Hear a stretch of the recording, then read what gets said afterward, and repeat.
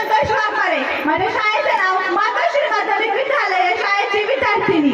सन्माननीय व्यासपीठ, आजच्या कार्यक्रमाचे अध्यक्ष, वंदनीय गुजर वर्ग आणि माझ्या प्रिय मित्र मैत्रिणींनो, आज 26 जानेवारी म्हणजे प्रजासत्ताक दिन. म्हणून मी तुम्हाला थोडी माहिती सांगत आहे, ती तुम्ही सर्वांनी शांतपणे ऐकून घ्यावी अशी माझी नम्र विनंती. सर्वप्रथम तुम्हा सर्वांना प्रजासत्ताक दिनाच्या खूप खूप शुभेच्छा.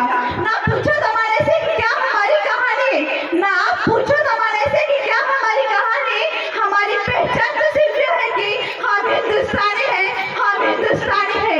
नमो मातृभूमी जिथे जन्मले मी, नमो मातृभूमी जिथे जन्मले मी, नमो आर्य भूमी जिथे वाढले मी, नमो कर्मभूमीची इच्छाच लगावी, पडो दे हा माझा नमामि नमामि, पडो दे हा माझा नमामि नमामि.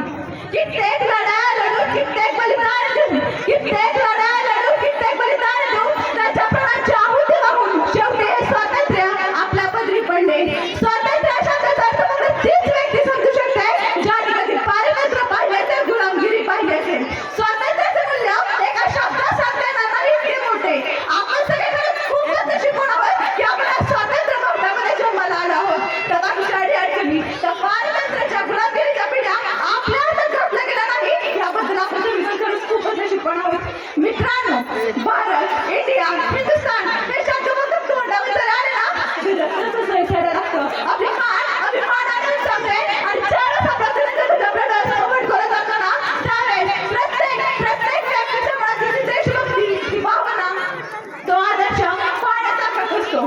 किसी ने खूब कहा है, किसी ने खूब कहा है कि हम अपने जान के दुश्मन को भी जान कहते हैं, कि हम अपने जान के दुश्मन को भी जान कहते हैं. मोहब्बत किसी मिट्टी को हिंदुस्तान कहते हैं, मोहब्बत किसी मिट्टी को हिंदुस्तान कहते हैं. जो दुनिया में दिखाई दे उसे कहते हैं खामोशी, जो दुनिया में दिखाई दे उसे कहते हैं खामोशी, जो आंखों में दिखाई दे उसे तूफान कहते हैं, जो आंखों में दिखाई दे उसे तूफान कहते हैं.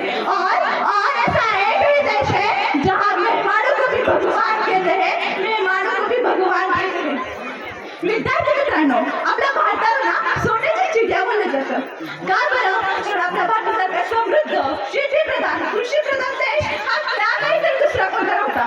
कदाचित त्यामुळेच इंग्रजांना भारताच्या बाहेर पाऊल लागत असताना खूप त्रास झाला असावा. 1857 सुरू झालेले स्वातंत्र्य संग्राम, स्वातंत्र्य युद्ध शेवटी 15 ऑगस्ट 1947 रोजी शांत झालं. किती छान ना. पण तुम्हाला माहिती आहे, आज आपल्या भारतात स्वातंत्र्य जरी झाला असला तरी तो कोणापासून स्वतंत्र झाला?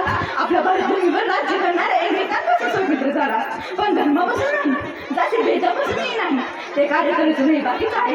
डॉक्टर बाबासाहेब आंबेडकर, पंडित जवाहरलाल नेहरू, लाल बहादूर शास्त्री, महात्मा गांधी यांच्यासारख्या नेत्यांनी अनेक प्रयत्न केले. समाजसेवकांनी अनेक प्रयत्न केले आपल्या भारताला सुरक्षित निर्माण करण्याचं. पण वाईट गोष्टीचं वाईट ते कार्य करायचं नाही, बाकी काय.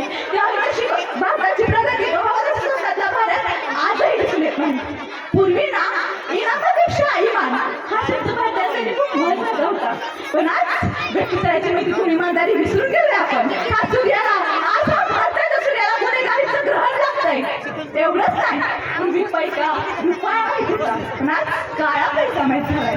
किती बदल झालाय ना. नाही, पण एक गोष्ट तर झाली, आपला भारत देश स्वतंत्र होता. सत्ता आपल्या हातात, सत्ता भारताच्या हातात आहे. सगळं का होतं? फक्त 52 सांगितलं राष्ट्रगीत बोलल्याने तुम्ही देशभक्त होत नाही ना. फक्त 15 ऑगस्ट 26 जानेवारीला वंदे मातरम बोलल्याने होतं.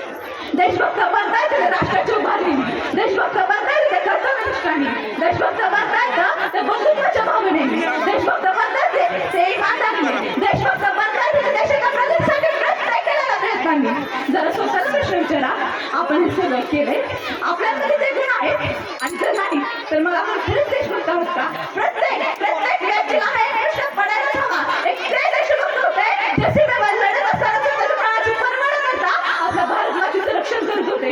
एक ते देशभक्त होते जे महामारीच्या काळात कर्तव्यनिष्ठ होते. एक ते देशभक्त होते जो आपला भारत देश गुलामगिरीचं स्वतंत्र म्हणून जीव राखी कशी करत होते. आणि हो, आपल्या सर्वांची उपस्थित विद्यार्थ्यांचे उज्ज्वल भविष्य घडवण्याचे कार्य करत असलेले आपले शिक्षक हे किती देशभक्त आहेत. मग विद्यार्थी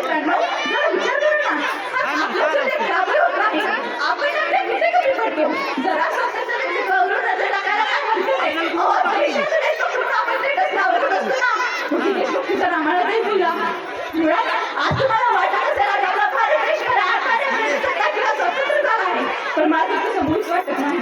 आपण हा दिवस खूप आनंदाने साजरा करतो, पण आपण आपल्या देशातल्या, आपल्या गावातल्या, आपल्या घरातल्या महिलांना त्यांचं स्वातंत्र्य देतो का? याचा एकदा विचार करावा. आपण त्यांना त्यांचं स्वातंत्र्य दिलं पाहिजे. आणि हो, सर्वात महत्त्वाचं म्हणजे आपण स्त्रीचा सन्मान केला पाहिजे. मग तुम्हाला मला प्रश्न पडलाच असेल की आपण स्त्रीचा सन्मान नक्की का करावा? अरे, नारी पूजते, रमणते, तत्र देवता. अर्थात इथे स्त्रीची पूजा केली जाते, तुझी साक्षात देवीचं अस्तित्व असतं असे सांगणारी आपल्या भारताची दोन संस्कृती. पण आज माझ्या देशात स्त्रियांना देवताची सोडा, माणसाची तर सोडाच, जनावरांपेक्षा निष्ठ ज्याची वागणूक केली जाते ते माझ्या देशाचं दुर्दैव आहे. मग तुम्ही सांगा ना, कुठे झालं आपलं भारतीय स्वातंत्र्य? पदव्याची प्रमाणपत्र मिळवणारे काही लोक मातीची जाणीवशी बेमान झाले आहेत.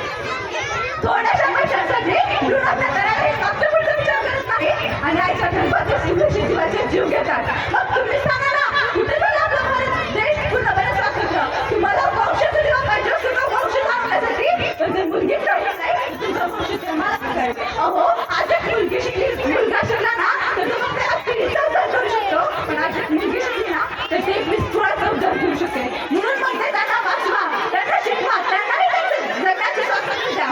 मगच मी म्हणेन आज आपला भारत देश के तयार करने प्रजासत्ताक व स्वातंत्र्य झाला आहे. वतन हमारा ऐसे ना छोड़ पाए कोई, वतन हमारा ऐसे ना छोड़ पाए कोई, रिश्ता हमसे भी ना तोड़ पाए कोई. एक है